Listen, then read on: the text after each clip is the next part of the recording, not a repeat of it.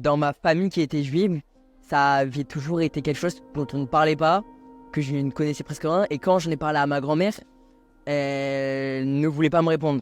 Je cherchais des réponses. Je voulais voir la vérité.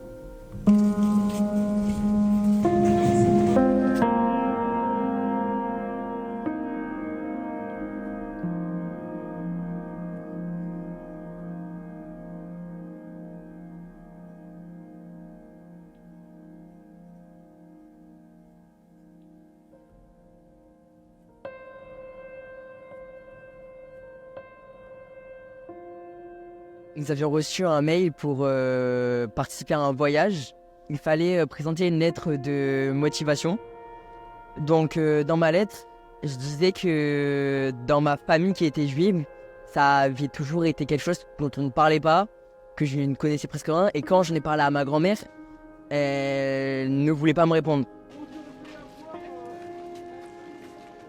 Alors ce matin, je me suis dit que je pouvais certes voir des images choquantes ou apprendre des choses choquantes, mais je me suis dit que c'est pas grave parce que je me suis préparée à ça avant et je pense que j'ai la maturité pour pouvoir voir des choses que certains n'oseraient même pas imaginer voir.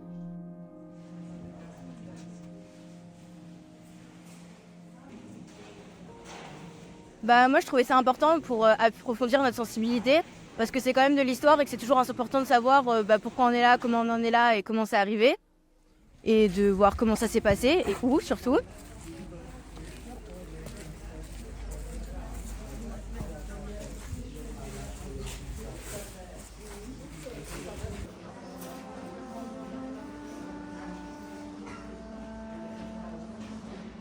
La première chose qui m'a marqué, c'était on était rentré dans une salle et il y avait des talits, c'est des chants de prière qui étaient affichés. Ensuite, je dirais que c'était une salle où il y avait des tonnes de cheveux. La vitrine s'était remplie. C'était assez déconcertant. C'était assez horrible de se dire que ça appartenait à des personnes et qu'aujourd'hui c'est devant nous et que ces personnes sont mortes. Je sais plus exactement où c'était, mais il y avait un endroit où il y avait des rayures sur un mur et des étoiles qui étaient gravées. Et ça, c'était un peu traumatisant.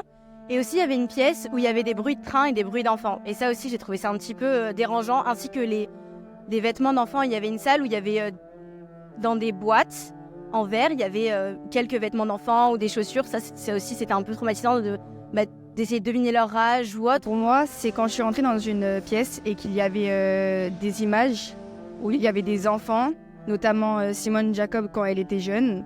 Tous ces gens-là étaient à Auschwitz. Et pour moi, Simone Veil, donc quand elle était mariée, elle a beaucoup compté dans l'histoire de la France. Et c'est ce qui m'a le plus émue et le plus touchée dès que je suis arrivée là-bas.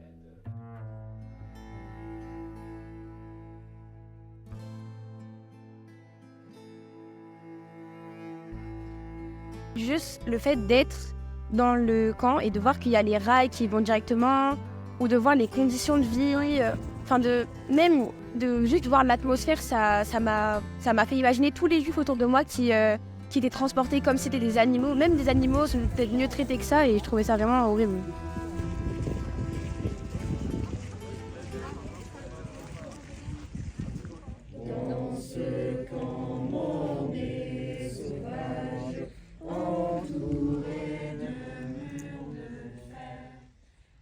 Je n'ai pas pleuré, mais j'ai été très émue de voir ce qui s'était passé là-bas, comment les hommes et les femmes et les enfants ont souffert.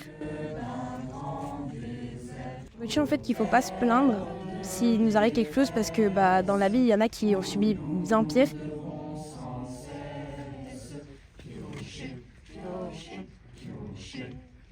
Que ça devait être très dur pour eux. Très dur, très long et surtout que c'était très grand, donc très vaste et ils ne devaient pas avoir de fin à cette horreur. C'était vraiment quelque chose d'une horreur inqualifiable. Pouvoir participer à ce voyage, ça a permis à en faire parler dans ma famille. Du coup, ça m'a aidé à trouver des réponses.